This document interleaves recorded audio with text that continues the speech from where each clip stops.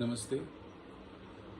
The first couple of videos have been so far quite general and more like an introduction in order to really give a flavor of the kind of angle that I will be taking on this subject, what kind of course this will be, because I really wanted to highlight that what my intention here is to present the bare bones content of spirituality or spiritual traditions, religions.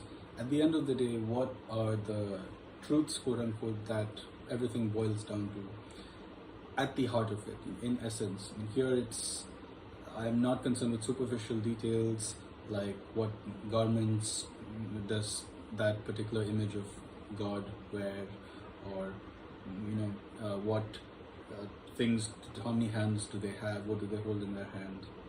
All that is fine. There's a huge tradition of iconography, of bhakti, of literature, Purans, symbolism, and all of that, and in many ways extremely sophisticated, the iconography and the visual aspect, the yantra, mantra. There's a huge tradition and there's a lot of sources, and you'll find a lot of information on that stuff elsewhere.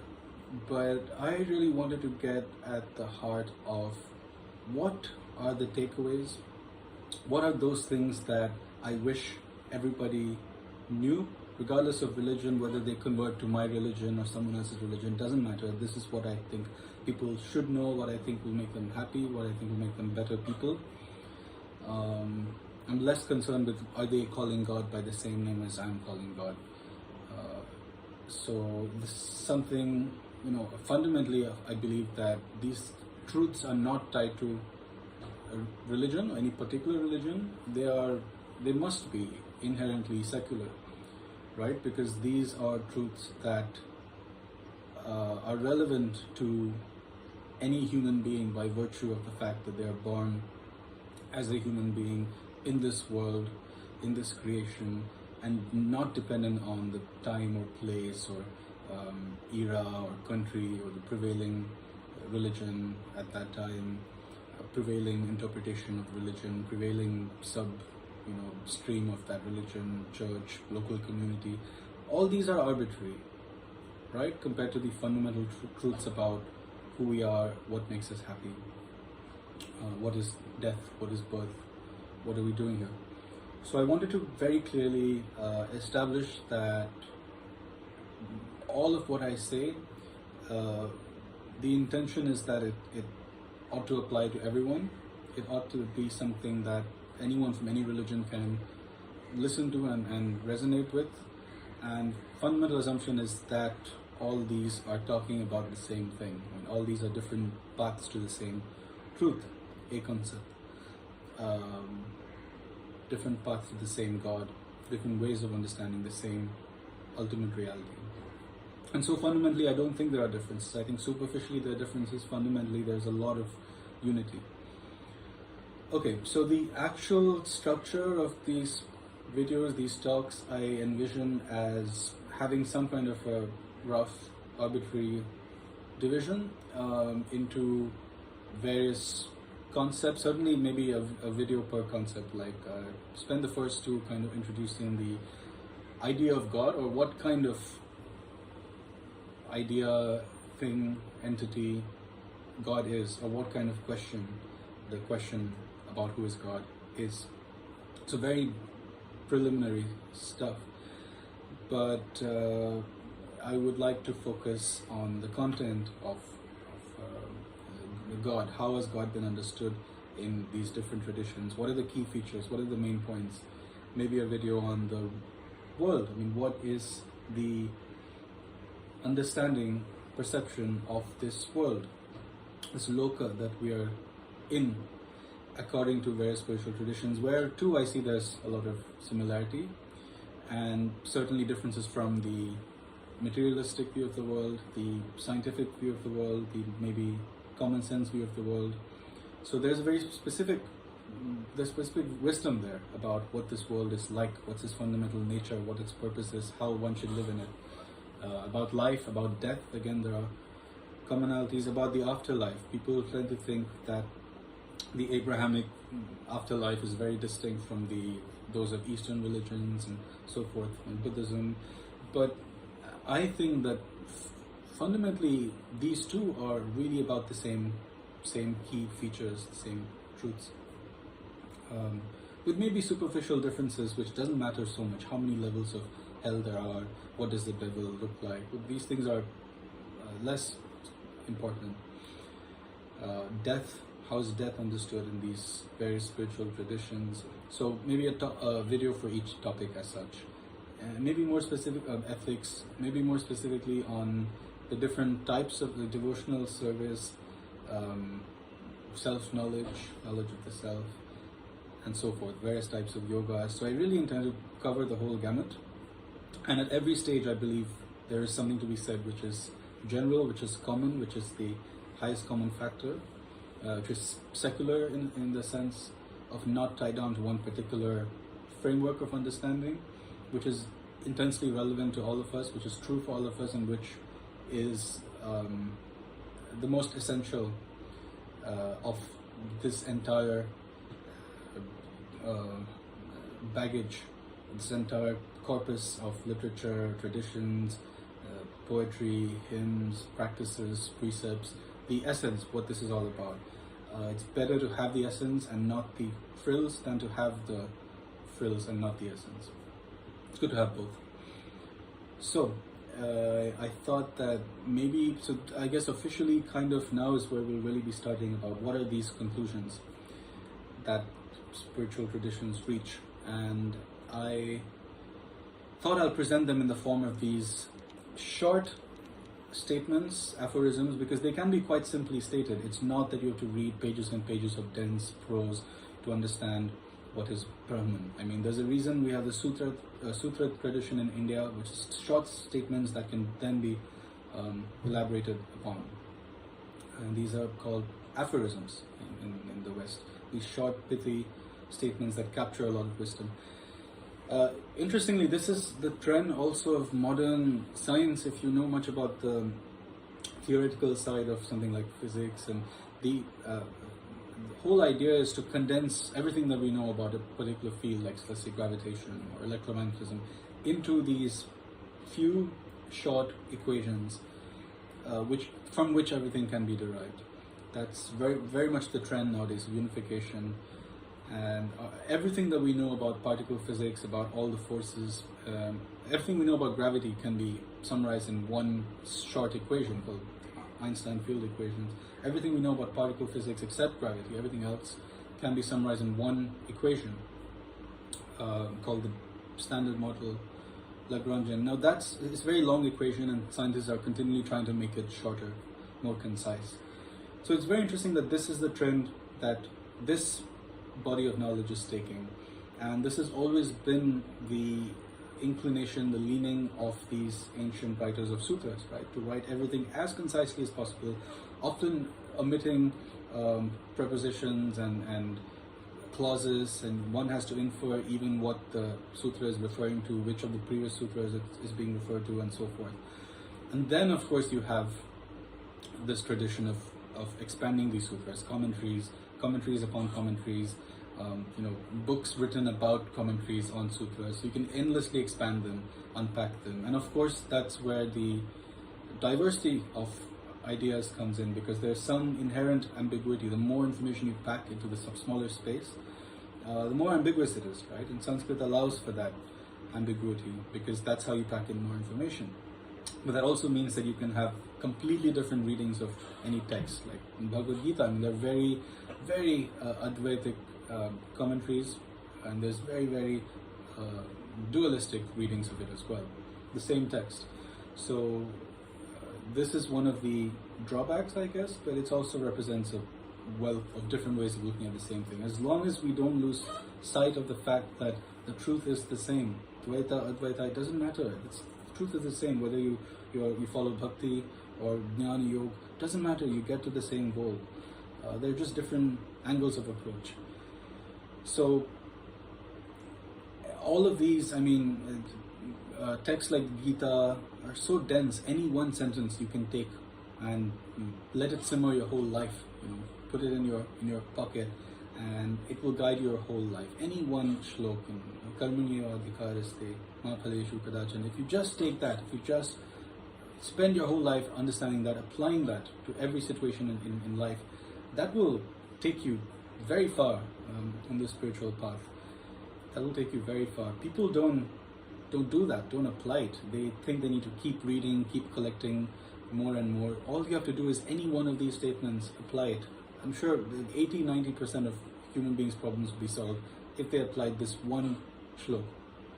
People keep coming to me and asking me about how can I be sure that my partner, the object of my love will say yes, and how can I be sure I'll get the job, and worrying about the future.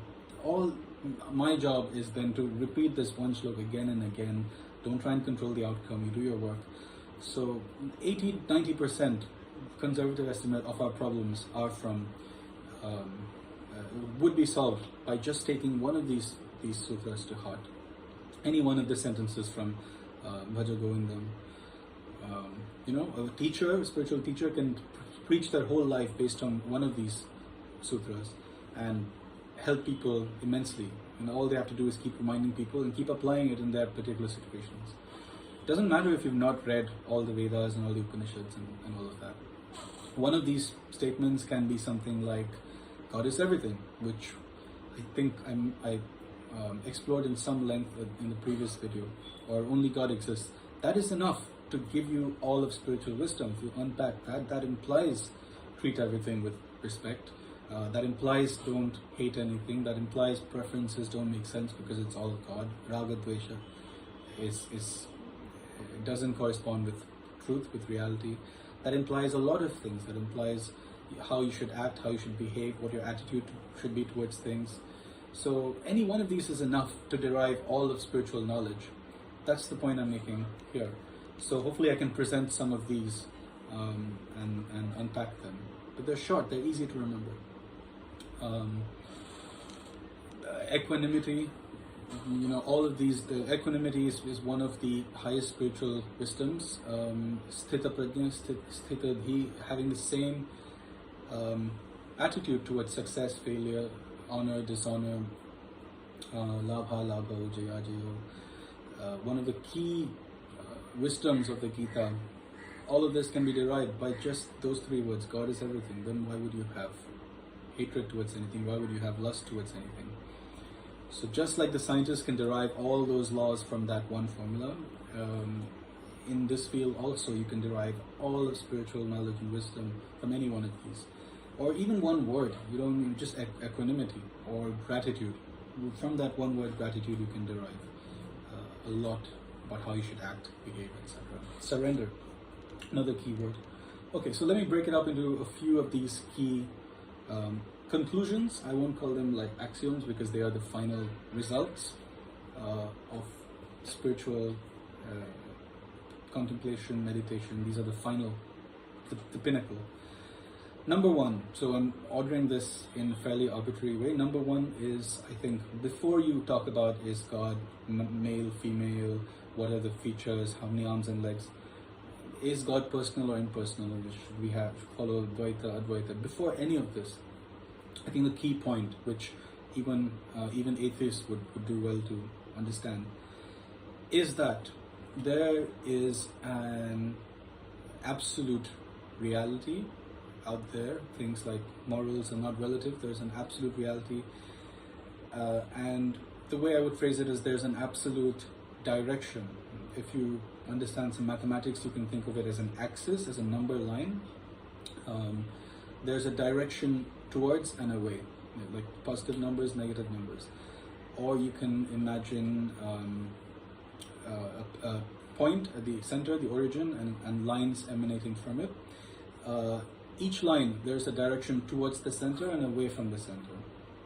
I like this metaphor I've used before of you wandered away from home. At any point, there is an absolute correct answer about which direction is home. There's an absolute direction. It's not up for grabs. It's not up to you. It's not up to someone else. that direction is home and that direction is away from home. So immediately there is a direction towards and away. So there's this dualism immediately right off the bat of going towards God or going away from God, becoming increasingly at peace and happy and going away from peace. So I'll come back to this later, that this direction is absolute but subjective, which means it's not one size fits all. It's not like everybody has to go east. Again, I give the metaphor of a lot of people have wandered away from the same home. For each person, there's an absolute correct answer to how to get home. There's an absolute direction pointing to home. But it may be different for each person. For me, maybe I have to go eastward. For you, you might have to go westward, because we've all wandered off in our different directions. So though absolute, it is subjective. It's something we have to find out for ourselves. But there is a right answer on what is to be done, what is dharma. It's a personal question, subjective question, but there is a right answer. What will take me towards God? Which direction is God in? That is the absolute access I'm talking about. This is the key point. Everything else is then depends on faith, on whether you believe that in so-and-so yuga God took incarnation as this and did that and fought that demon. All of that is faith. Fair enough. But this is the fundamental truth about the way things are set up. So far, this is not part of the atheistic understanding or the secular understanding, the scientific understanding. There are absolute laws, physical laws, material laws, but there are no absolute moral laws. There's no absolute moral access. Some people, like there's this gentleman called Sam Harris, is trying to formulate it in a scientific or secular way. He talks about the absolute moral landscape, I believe. But this is the key. This is what atheists, at least know this. If you don't buy into the rest of the baggage, at least know this. Corollary to this, part of this is that, okay, which way are we moving as a society, as humanity? Is that, anybody who has the eyes to see it, eyes upon which have been bestowed spiritual insight, wisdom, will clearly perceive that the world is on the whole moving in the wrong direction, moving away from God. Now this is sometimes interpreted as pessimistic or, but it's a fact, it's true, it's reality. I would have liked it if it was not the case, but unfortunately it's the case. And anytime, in fact, this is a good test of someone's spiritual understanding or intuition or wisdom. If you're looking for a guru, anyone who claims that we are, things are improving, people are waking up more and more and becoming more in tune with God, and the new dawn for humanity is coming, and it doesn't see things clearly, doesn't know what they're talking about. This is the basic test, which is to be able to perceive that that someone perceives clearly this direction when they're able to see which way the world is moving, whether against it or with it.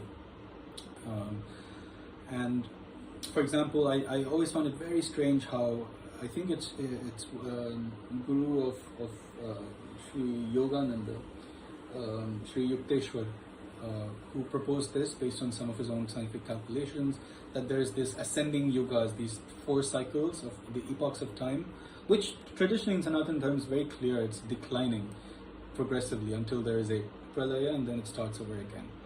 But he proposed this thing where after the 4th and most degraded yuga, which we're in, then there is an ascension towards back to the first perfect yuga, and we're actually on the ascending movement and not in the 4th and last yuga. I found that very strange, and somehow that has become very popular among modern Hindus. A lot of people just implicitly assume, because this one person has claimed it, they implicitly parrot this belief that no, there's ascending yugas, but it's not part of the traditional shastras or anything.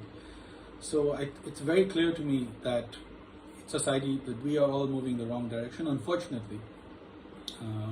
For anyone who has any sense of what this direction is, it should be clear to them as well, because all of this technological progress is a clear red herring. Life might be more comfortable in a sense. The objects of our desire might be more within reach, within arm's reach. None of this has to do with the axis I'm talking about. All of this is a red herring. What is undeniable is that life is getting more complicated unnecessarily. You know, you can do this. Just go and speak to your parents or your grandparents. You can see based on their testimony that each generation things are getting more complicated. Life is getting more complicated. Back then things were simple. We were happy. It took less to make us happy. Simple pleasures of life were appreciated more. And now we have a million more excuses, reasons to be unhappy. The Diagnostic and Statistic Manual for Mental Disorders keeps growing. There are more and more invented reasons to be unhappy. I think it's the opening line of Anna Karenina by Tolstoy, if I'm not mistaken, that all happy families are alike. Every unhappy family is unhappy in its own way. So the modern human being there are as many different ways to be unhappy as there are human beings. Each has their own particular brand of depression, their own cocktail of problems, their own unique, way of being messed up, and people proudly cling on to that as their identity. But it seems clear to me people are more confused in every respect. It's harder for them to be still and silent and peaceful. They're further from peace. They're more distracted by all of this technology. It's making life more frenetic. Kids are each generation becoming more and more frenetic, smaller attention spans, glued to the tablets, to the screens. Our capacity for understanding, for memory, for knowledge is declining with each generation as we outsource everything to our calculators, computers, technology. Our sense of morals and ethics are declining. We're becoming more corrupt, more selfish, more money-minded. Values no longer have a place in this world. Capitalism is the new religion. So it might sound pessimistic or alarmist, but unfortunately it's very clear that we are moving in the wrong direction, as has been maintained in the ancient scriptures, that it's a decline from perfection. It started off as perfect and gradually that deteriorated.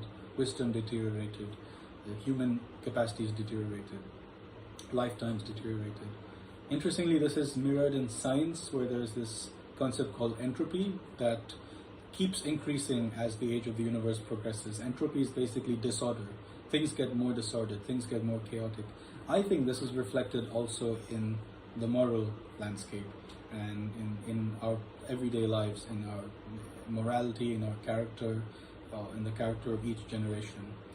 So that's one important corollary, that wherever we are headed, wherever the modern trends are headed, is in the opposite direction. In fact, every new trend, I fear for the current, the latest generation, who have such mixed up ideas, who are so confused, who lack self-knowledge, lack a sense of duty. For the most part, I'm generalizing, of course, but it seems to me we're moving further and further away from God, truth, the source, where we came from happiness. I don't think all of this technology is making us happier and happier. And who among you can disagree with that? So, decline of traditional values, moral relativism. William Law talks about the metaphor of lines going away from a point. I like the metaphor of wandering away from home. So this is the first dualism, the first polarity. Dharma, adharma. It's absolute. There's no frame of reference where what is dharmic can be viewed as adharmic. With you at the center, there's no such frame of reference where you can switch them around. What is dharmic for you at that point will always be dharmic for you. So this is one way of looking at this dualism, dharma, adharma, or rita, ritam, anritam. Good or bad. I mean, the whole of Abrahamic religions is phrased around this idea of good and bad, good and evil, God and devil, Satan. Of course, Zoroastrianism, this perhaps comes from there into Christianity, but there's this clear duality of forces at play, good and bad. That's all I'm talking about. There's an absolute distinction between good and bad. There are two categories. It's not ambiguous, it's not vague, sometimes it's bad, sometimes it's good. And of course, God and good are inseparable. This is a solution to those philosophical, theological problems about, is it good because God says it's good, or does God say it's good because it's good? No, God and good are inseparable. God is a name for this good category. And all good things fall in that category. Shivam, all auspicious things, auspicious, inauspicious. Yin and yang, this is the first duality. Aligned with the Tao, aligned away from Tao. Brahman or Maya, Mithya. Purusha, Prakriti. So these dualities come in at the first stage. In the initial stage, all is one, all is Brahman, all is God. And then the first level of dualism is what is towards and what is away from, as soon as you allow for movement towards and away. Superior and inferior energies of Krishna and the Gita, angels and demons, which Daivic and Asuric forces, light and dark. So in every case, in every tradition, you'll find that there is this first level of duality after unity. If you're in Kabbalah, or one becomes two, and this is how it shows up. In that, if you're away from home, there is going to immediately be a direction that points towards home and away from home. It's important that, the way I phrased it is that you can be aligned with this direction or away from. The way I phrased it indicates that the onus is on you. You can choose to align yourself or not. Nothing is going to change. The direction is there. Home is where home is. It's your choice which way to go. So it's this whole package of free will comes with this responsibility that you can wander in any direction, but know that you will be at any point going further away from home or towards home. That you can't change. That responsibility is yours to decide to go in the right direction. Also the analogy of there's a river, there's a current, there's a stream. You can choose to swim against the stream or along with the stream. So that's the absolute direction, the direction defined by the stream, the direction defined by God. God is a direction, most fundamentally, towards goodness, towards all good things. That's the first one. Now the second one, again, these are quite arbitrary, but the second truth, the second conclusion I can say is that though this is absolute, this direction, it's subjective, as I said. If you're a simple person, if objective works for you, that's great. 10 commandments are objective. They're not different for different people. That is one size fits all. Do not lie, do not steal. If that works for you, if you're happy to follow that down to a T, great, you'll be more peaceful and happy. Unfortunately, I think that most of us are simply too complicated to accept that, especially in the modern age. Maybe earlier people were simpler, but now we are more complicated than that. One size fits all doesn't work anymore. So dharma from the beginning has been a subjective concept. There's no tablet where the 10 commandments of dharma are written down. In fact, that's why we need these long epics, literally the longest epic in the world, Mahabharata, Ramayana, these itihas, because at best through these myriad situations where various ethical conundrums are at play, ethical conflicts, through these situations, through the fates of these characters, maybe one can start to get a sense of what this dharma is. One can start to get a sniff of the fragrance of dharma, taste of the flavor of dharma. At best, you can't write down in a piece of paper that, okay, so and so is dharma. So that's why you need all of these ethical situations, because human life is complicated, especially as the yugas get, Mahabharata is more complicated than Ramayana. Today, we live in an even more complicated yuga. So it's, at best, these epics, these things can can point you in the right direction, but it's something you have to contemplate and apply in your own life. You won't find it written down, the solution to your problems. What is life but a series of choices, a series of decisions, a series of ethical decisions, of weighing various options in terms of what's right, what's the right thing to do, what's more meaningful, what ought I to do. So it's something we have to figure out on our own. Guru can help us, can give us a principle to apply, like, okay, truth is good, going against truth will only lead to harm. And then you have to apply that to your specific life circumstance, your specific situation, specific problem. But because it's subjective, it's something you will have to do yourself. You can't escape that. You can't outsource it. You can't even outsource this to the Guru. You can't outsource walking the path to the Guru. No one will come and supply you with the answers. People can help.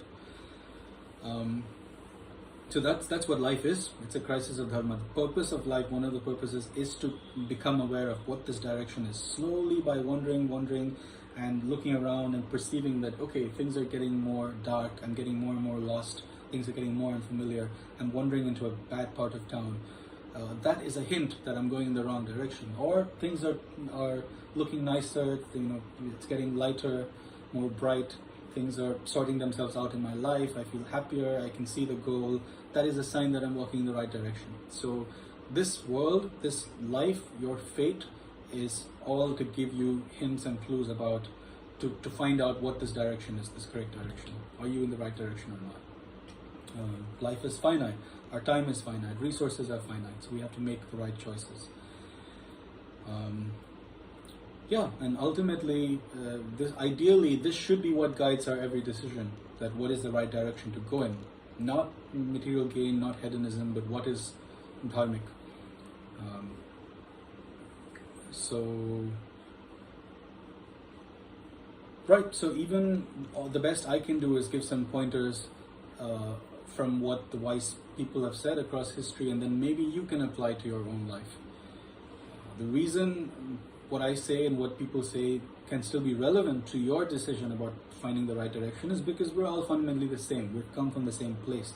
That's why if I tell you home, it looks like that tall building where, maybe we have different directions to go in. You have to go west, I have to go east. But if I describe to you what home looks like, what people have said it looks like, then you may be able to spot it and then figure out the direction that's right for you. So, because we've all come from the same home, because we all are fundamentally the same, we can help each other. I can tell you that what it's going to feel like when you're getting closer to home, and that's how you'll know. So we're all fundamentally children of God, as Christ said. That's why we can help each other, and our answers are related and relevant to each other. Though fundamentally it's our own path that we have to walk. So also, because this direction, this axis is subjective, you will find subjective proofs of this, the existence of this direction. You will find subjective proofs of God's existence, not objective. So when people try and ask for objective proofs of God, can you write it down like a mathematical proof and show me? It doesn't work that way because it's not an objective thing. It's not an objective axis. We each have wandered away from him, it, her, in our own ways, and so we each can only at best see the proof in our lives and how our lives unfold to know whether we're getting closer or further away. That's the best you can do. But these subjective proofs do exist by definition. Every karmic reaction, every situation, every twist and turn of your fate, every moment of your life is the subjective proof of this direction. You might have or not have the wisdom to see it, but that is what each moment is. Each moment by definition, there's no wasted moments. There's no moments where you wander in a direction and you don't end up closer to home or away from home. Any step you take, by definition, you're going to be either a bit closer or away. So then it just becomes a question of trying to be more sensitive to what I'm experiencing. Your reactions, your situations are not completely unrelated to your actions. That, I was trying to be a good person, I don't know why life is treating me so bad and nothing is working out. Take that as a sign that you're doing something wrong. Unhappiness is a sign that you are doing something wrong. Not that you're blameless and sickness has fallen upon you or you're being unfairly punished. Unhappiness is a sign that you're doing something wrong. By doing, I mean your views are in some way incorrect, not fully correct. Your mindset, your attitude, your inner posture, your inner actions, your thoughts, also your outer action. In some way there is a defect in your understanding. There is some avidya by definition, otherwise you would not be unhappy. So that is the barometer, and happiness is the proof, is the reward, is the proof that you're going in the right direction. So you're unhappy. It's not good enough to just say, this is how I am and I'm not going to change. Unfortunately, that's what a lot of depressed people do, and they stick more firmly to their characters, very tamasic, this is who I am, and they're very attached to their beliefs and ideas, and they won't change. That's the last thing they will do. They're attached to not changing, to the inertia of their personality. That is precisely the thing which you shouldn't do, because depression, sadness is a sign that you've got to change something in your attitude, in your behavior, in your mindset, in the way you live life, in the way you interact and relate to the world, to other people, to God. So, subjective proofs are all over the place of the existence of this axis, which is ultimately proof of God's existence. God is none other than this direction. Many definitions for God. One could be this direction, positive direction. God is that which you treat as divine. I always like that definition. That's also subjective because it depends on you, right? You treat this table as divine, God will appear within the table. If you don't treat it as divine, this table will be empty of God. So these are all very, very subjective things. All these questions about God's existence are very subjective things, applies to your life, your particular life story, and that's something you will have to introspect. Okay, so by the way, as an aside, as I say that there's this absolute direction, dharma, you should try and follow it. God has very kindly built in a mechanism which ensures that your efforts, your sincere efforts, are not thwarted. So we don't have to do what is right. We just have to do what we think is right, what we sincerely believe is right, as opposed to doing it for other reasons, for selfish reasons, whatever. So as long as we're doing what we deep down believe is in accordance with dharma, we will not be punished for that. We will get the rewards of that. So this is one of the ways in which God is kind, is that He's structured this world, this life that way, that we just have to do the right thing to the satisfaction of our own conscience. That is the right direction. By definition, what pleases our conscience as being right is right, because that's how things are set up, with our conscience knowing what is right. Because what we are deep down at our core is truth, is this godliness, is this divinity. So that's why, the advice I give to everybody is follow your heart, do what you think is right, and you are walking in the right direction towards God, towards home. Okay, so number 3. Number 1, there is this absolute direction, good, bad, God, towards God, away from God. Number 2, it's absolute but subjective, each one of us. Number 3 is that all good things come from being aligned with this direction. All bad things come from not being aligned. Again, note the terminology. It's you who has to align. It's you who has to move. You who has to swim to align with the current or away from the current. You have to align with the Tao or away from the Tao. But all good and bad things come from this and this alone. Not from anything else. Not from anything else. The only thing which determines anything good fortune, happiness, peace, your life, being good things happening in your life, it's only proportional to the extent to which you are aligned with this direction. Not related to money, power, pleasure, any of these things. It's a very important truth that all you have to do, you don't have to be selfish and pursue, cheat other people and get what you want, and that's not what's going to bring you happiness, even though you think it is. Getting what you want by any means possible is not going to bring you happiness, even though you think it's the getting of that thing that's going to bring you happiness. What is going to bring you happiness is how dharmic you are, your ethics, your character, your sincerity, your honesty, your compassion, these qualities. This is what people don't understand, because they think that just chase the thing that you want and sacrifice character, morals, and when I get the thing that I want, I'll be happy. No, that's not how it works.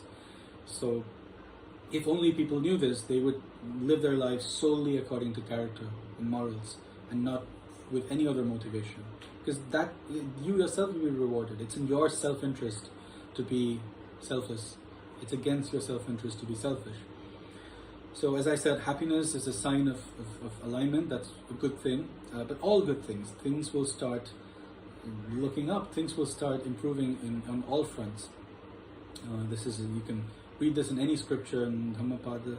It's you cultivate sincerity. I think this is the first sentence of Dhammapada. You cultivate good virtues and happiness will naturally come to your life the way that the wheel follows the ox or something like that. So this is something which you can't prove to anyone because it's subjective, it's incommunicable. You can't explain it, you can't justify it, you can't describe it.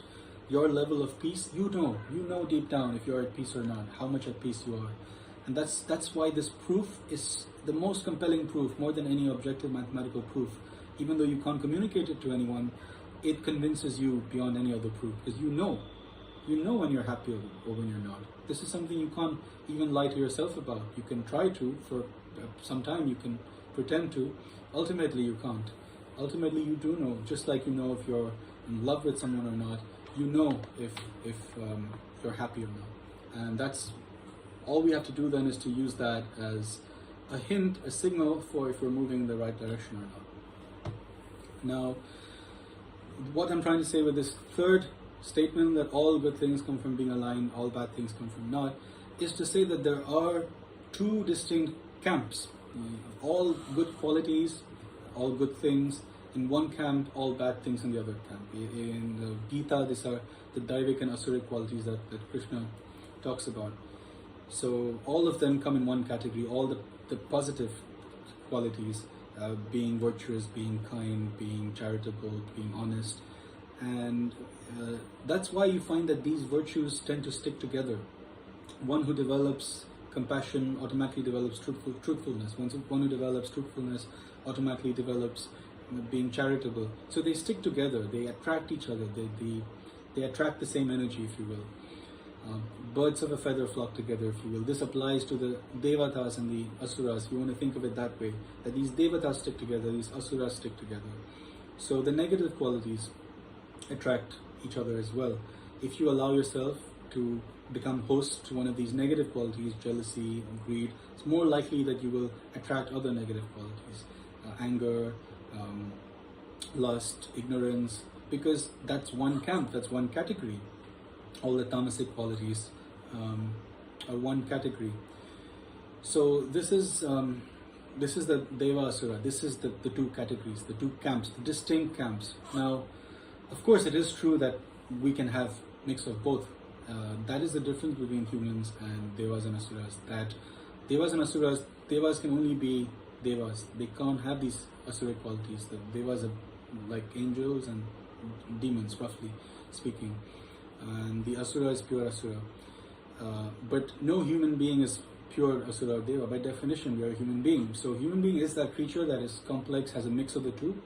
However, that doesn't change the fact that any one of these divine qualities, these Daivic Tattvas, will attract others, and same for Asuric.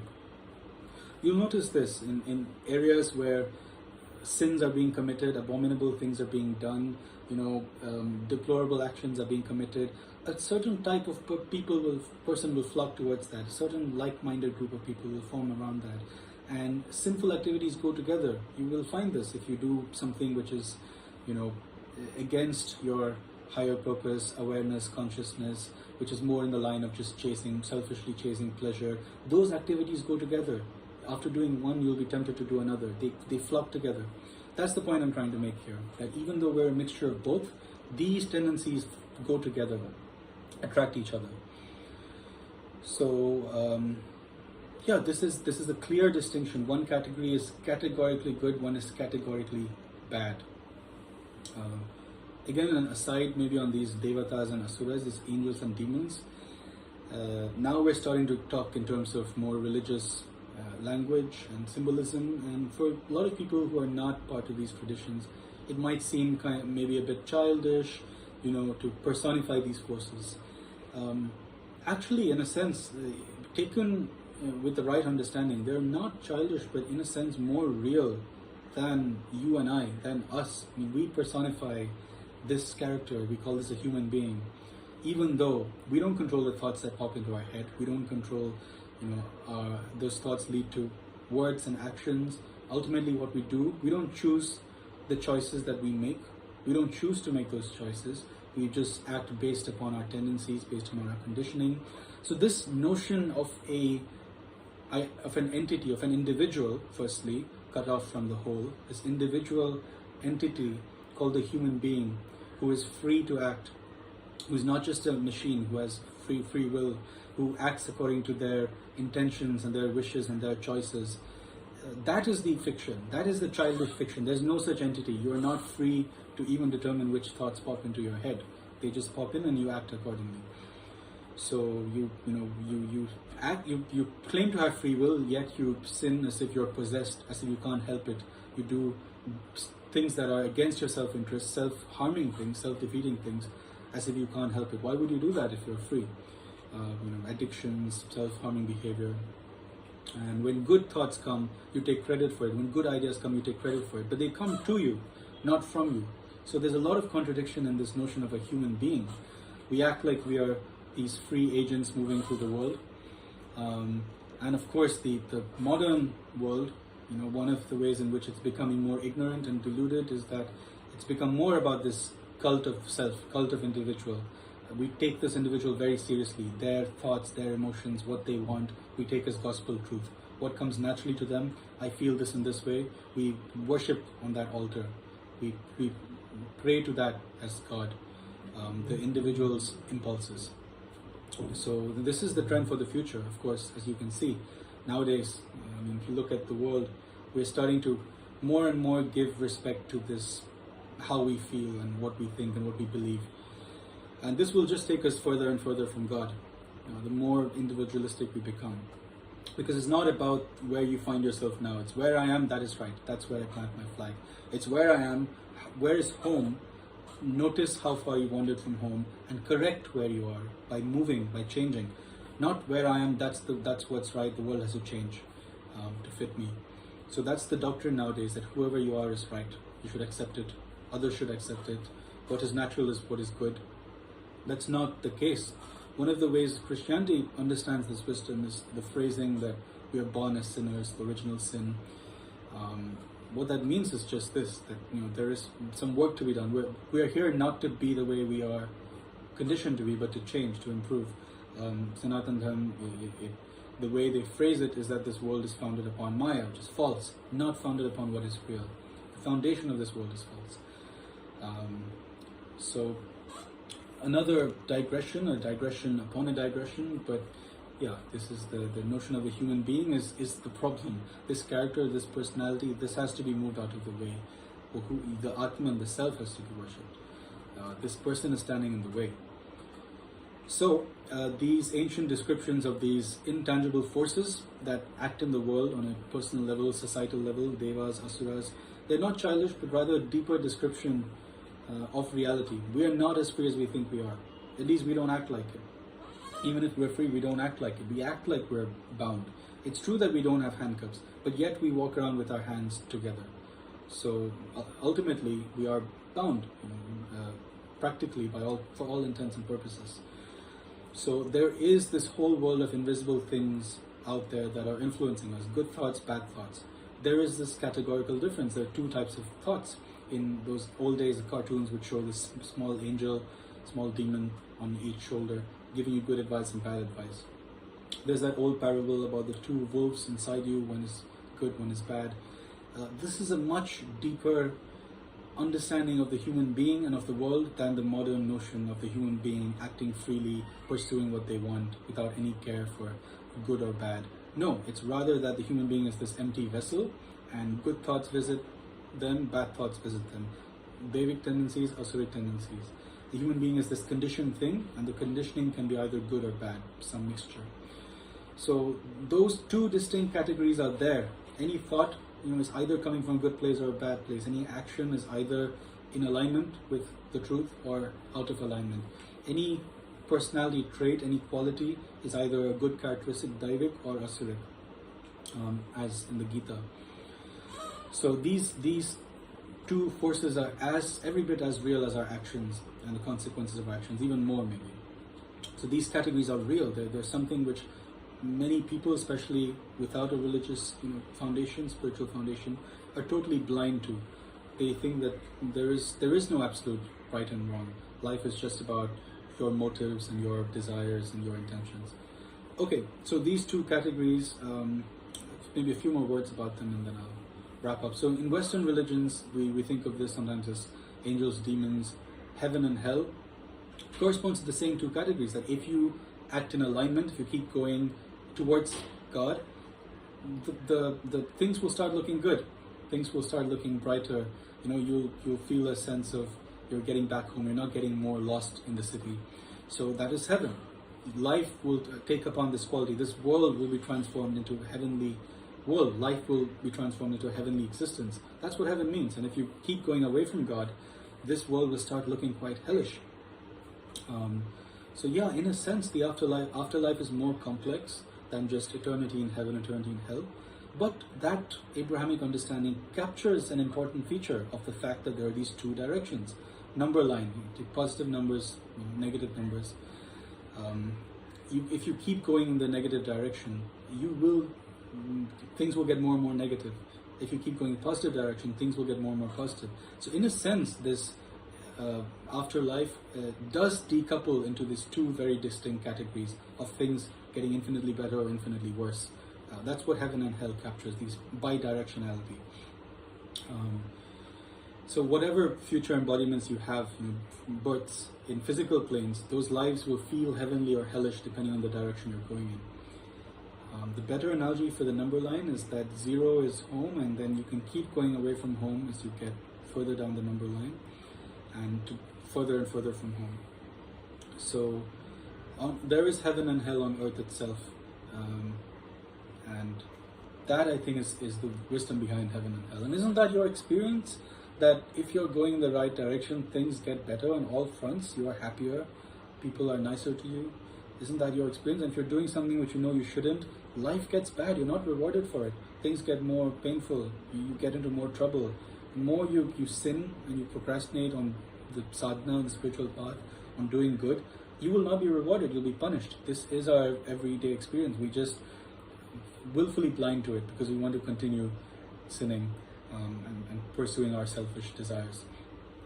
So the right direction, another corollary you can say, it involves retracing our steps, because we started off at home. We weren't planted here in the middle of a city. We started off, we wandered away from home. So the right direction always involves retracing your steps. This is one way to approach sadhana, that it's an unlearning. The path is very clearly defined. The path to home is very clearly laid out, in that it's the opposite direction to which you're going in, for the most part. It's very clearly defined by the steps you've taken so far. All you've got to do is turn around and retrace each step. This is something I can speak of generally, of course, but it's up to you how to apply this in your everyday life, all the ways you've wandered away from home progressively. The destination in the spiritual path is also the starting point. The goal is the source. The journey to God is a homeward journey. And the most significant moment in one's life is when one turns around, about turn, makes a U-turn. That is the most significant moment, or you can keep wandering further and further away. This world is that place which is spacious enough that you can get infinitely far away from God. Just like the numbers can go infinitely far away from 0. That is what this world is. That's the direction towards hell. So that's the simplification of heaven and hell, and this is the deep wisdom that it captures, that there is a bi-directionality, towards or away, and all good things come from going towards, all bad things come from going away. Hell is all bad, heaven is all good. You can think of it as virtue and vice, these two categories, good actions and sinful actions. It doesn't matter. It doesn't matter if there's 7 sins or 8 sins. This is arbitrary. This is what religions fight about. Should that be included in the 10 Commandments? Can it be removed? Is it relevant to our modern day and age? You can update the list, change it around, update it to the modern times. Fine. That's not the point. The point is that there are two distinct categories.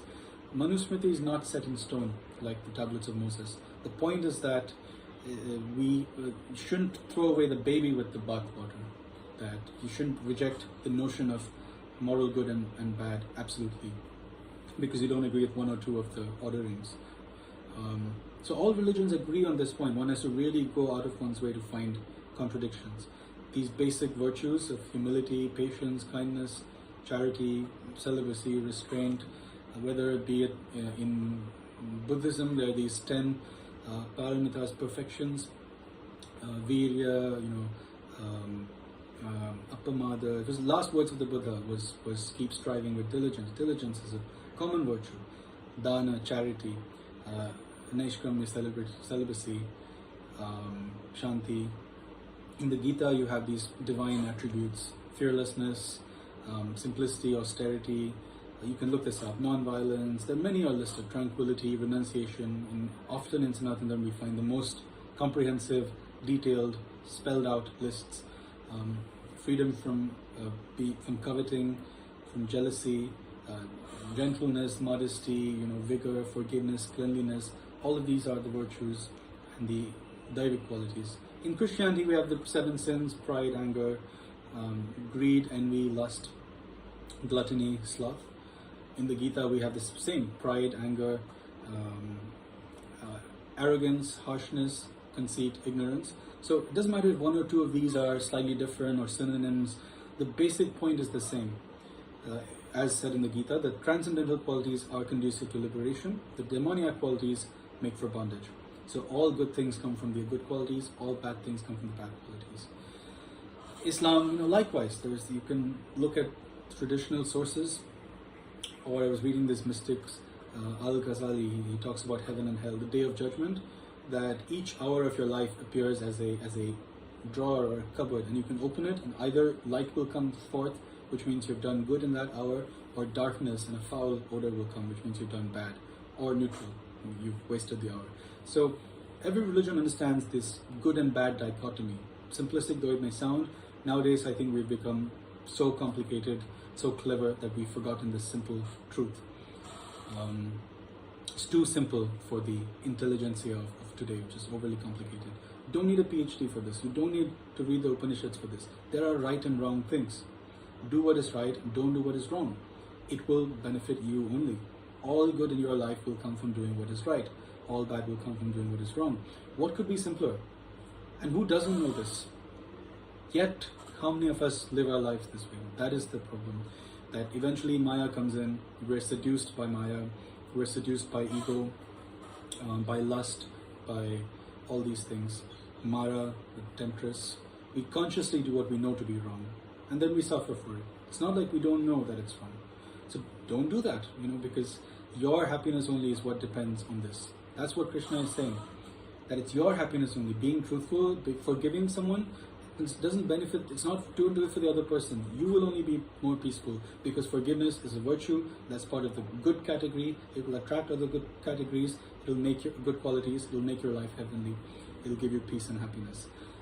Buddha says that harboring hatred for someone, anger for someone, is like holding poison within your own mouth. It will harm you only. That's the point. That is the spiritual wisdom behind what I'm saying. It's that things like selflessness is good for you only. And of course, another part is due to ignorance, avidya. We mistakenly think what is wrong is right. So our understanding of what is right and wrong gets clouded because of ignorance. This ignorance can only be dispelled if we are open to having God correct us. So to listening to His voice, be it via the Guru or the Sadguru in our hearts. Else we can go 10,000 years in this ignorance.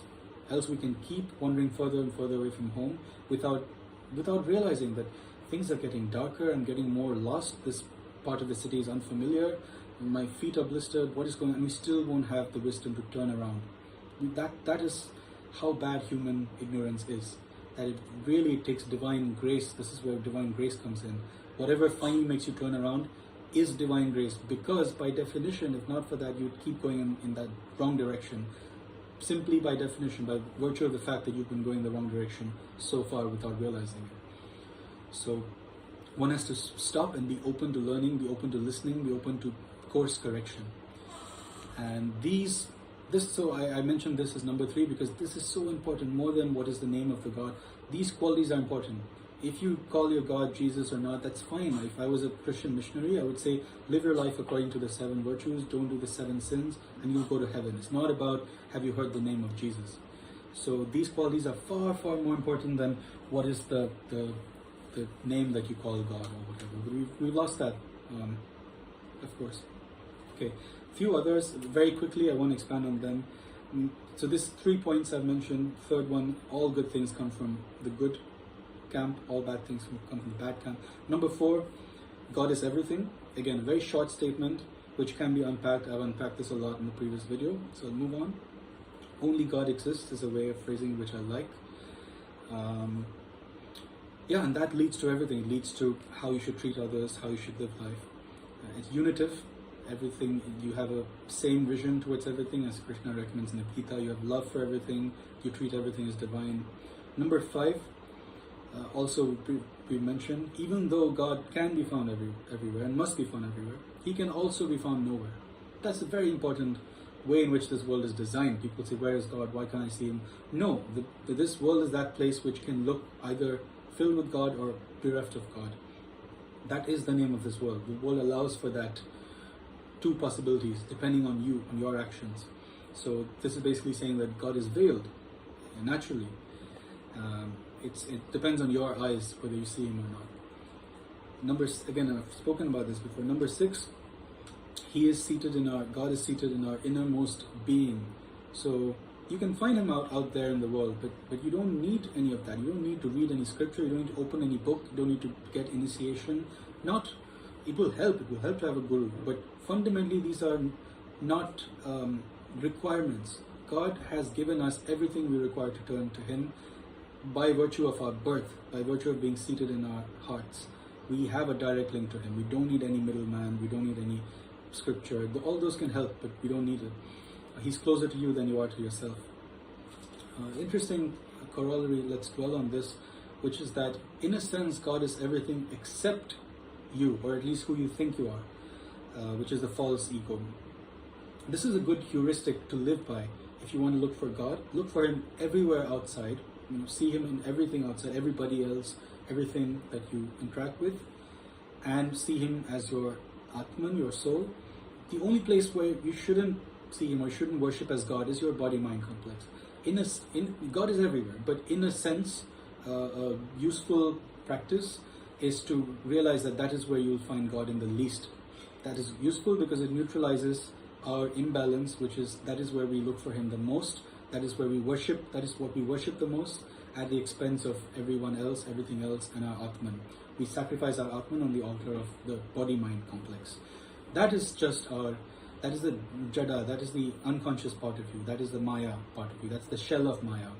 Everything is Brahman, even Maya. But in a sense, it might be useful to make the distinction between what is not Maya and what is Maya.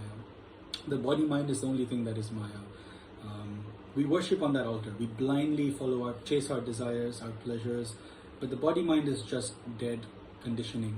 It's just avidya. It's a shell of ignorance. It's that which is standing in the way between us and God. Because God is unity. If there was no body-mind standing in the way, making us this individual, it's like a fence around it. It's like a border. If there was no fence of this skin, we would be merged with the all. There would be only God. This represents the fence that's holding in, as it were, or pretending to hold in this patch of land, which is our Atman, which is part of Brahman. So the body-mind is the name of that fence. So in a sense, everything is the field. But if there's something which you should view as what is not the open field, it's that barrier. So that's a good heuristic. So anytime a thought pops into your mind, that is not God. Don't listen to that.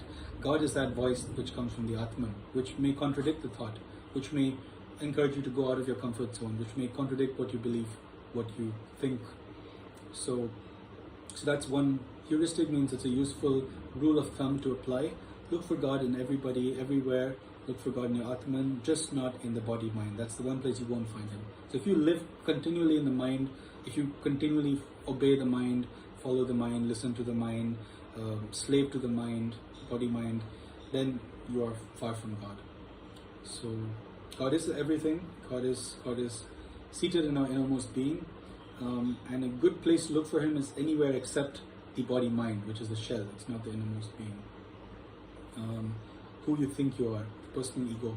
That's more like the devil, if we are going to draw this distinction. Life, again, is about distinguishing between the selfish impulses, the egoic impulses, which are against your self-interest, coming from the body-mind, and that voice that's coming from God or from the Atman, which is the voice of wisdom, which is in our self-interest. So it's difficult, often when you have a decision, two voices pop into your head. Your job is to become very sensitive at finding out which voice is coming from the narrow egoic self, which voice is coming from the selfless wisdom of God. Very often it's against your selfish desire or ambition. That's how you know. Last one, number 7. Very simple. Knowing God and aligning with God is the ultimate purpose of human life. Very simple. The purpose of life, whatever it is not to achieve so-and-so ambition of yours, to make money, to do this or that. Fair enough, do it by all means, but know that that is not the ultimate purpose for why you're here. That is the time pass, that you're just whiling away time playing in the playground. Fine, you came here to this school to learn. You can go and spend 5 minutes in the playground if you want. Okay, there's no one stopping you. But if you spend your whole life in the playground, you're missing the point. Eventually, you have to come back and learn your lessons. So the whole purpose of why you're here, you do all the other things. You have a good job and support your family and so forth. But understand that the purpose of life is to eventually find our way back home, is to retrace our steps. You take your time, spend this whole lifetime. Maybe you're lost in the city. You want to spend some time in the movie theater, in the garden. Do that. Spend a whole lifetime there. Spend 10 lifetimes there. But the purpose of life, eventually, across the lifetimes, is to retrace your steps and go back home. Eventually, that's where you'll have to go. Take whatever detours you want, but know that it's a detour to the true purpose. That is not the purpose. The purpose is not to set up shop here in the middle of the city where you're lost. The purpose is to find your way back home. So that is something which should motivate us every day, that is what we're here for.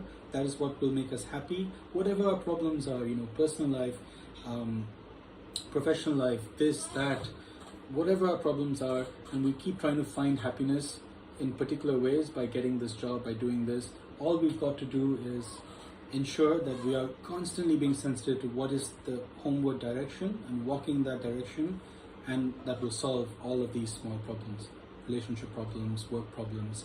So this is what should occupy our everyday thinking, and it's up to you the extent to which you do it. No one is saying that everybody has to become a celibate, a sannyasi. Humanity would not thrive. But know that everything depends on the extent to which you align yourself with God. You can do that to whatever extent you want, 50%, 20%. Maybe I want to enjoy some worldly things and only once in a while think about character. Fine, but know that all good things come based on that percentage alone. The rest of the percentage is irrelevant in bringing you happiness. I'll stop there. So those are 7 just arbitrary points, conclusions of every spiritual tradition, every religion. As you can see, it can be conveyed in quite a secular way, in a way which is free from baggage. This is the core essence, the core points. Next time we maybe continue with this, or maybe start tackling topics like the self, the world, Maya, just as a way of dividing up the truth. Thanks for listening. Namaste.